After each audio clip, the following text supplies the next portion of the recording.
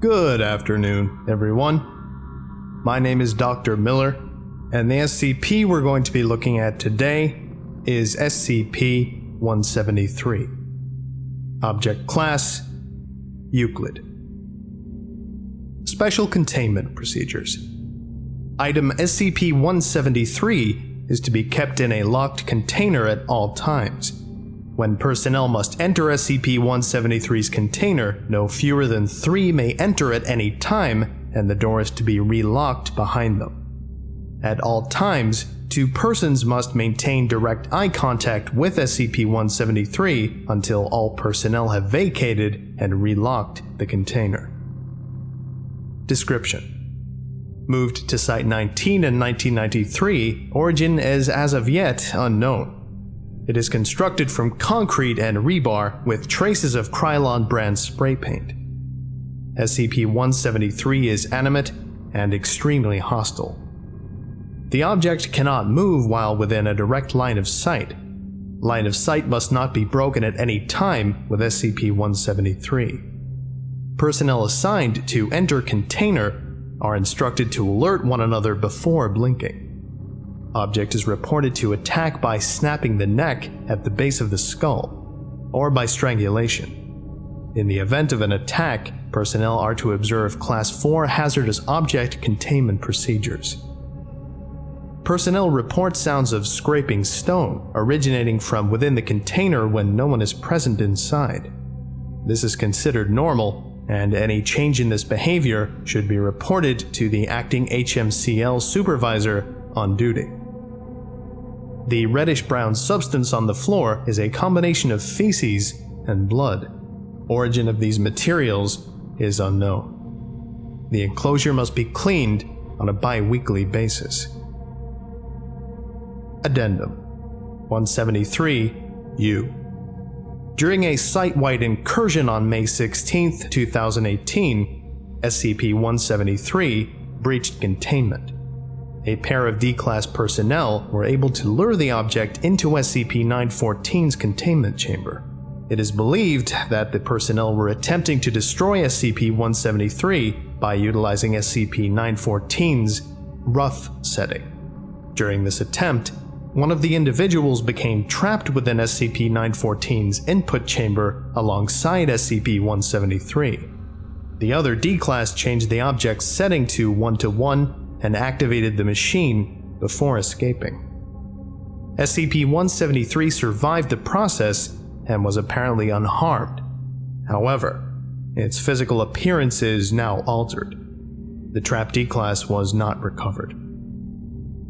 And this is Audio Log 173-U1. During the breach, it appears that a pair of D-Class lured 173 into 914's containment cell.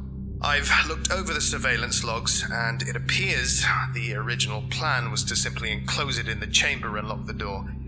There was a complication when the younger of the two became trapped in the input booth alongside 173. Seemingly in a panic, the older D-Class attempted to try and free the younger D-Class, but being inexperienced in operating 914, he started pressing or twisting any button or dial he could.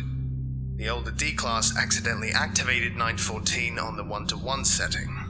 Judging by the security footage, this wasn't his intention, as the older D-Class was observed to be extremely distressed and immediately fled the containment chamber. The problem is that there is a lot about this version of SCP-173 we don't understand.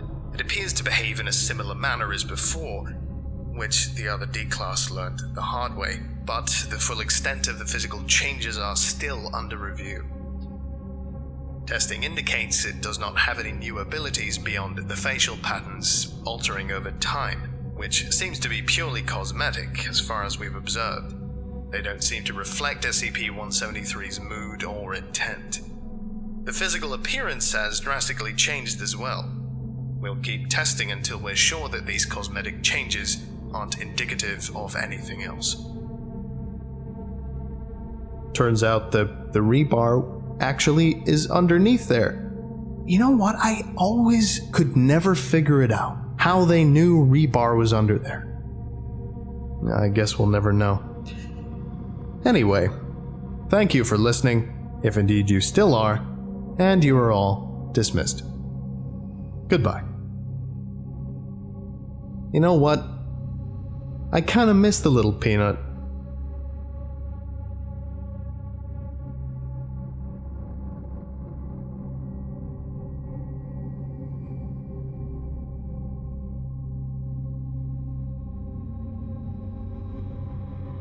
I would like to give a special thank you to Bob, the Reclusive Extrovert, James Saba, Chris Ball, Pablo Ice 917, Kareem El Ashmawi, Justin Day, Thomas Morin, Curie Kuma, White Crew, NJ Vojak, Witch, Dr. Crystal Rose, my archive curator Nick, Joseph Lewisseau, Iggy, Agent Vamp, King Madding, Drakkar, The Wanderer, and Joshua Proctor. Thank you all so much for your support. It's greatly appreciated.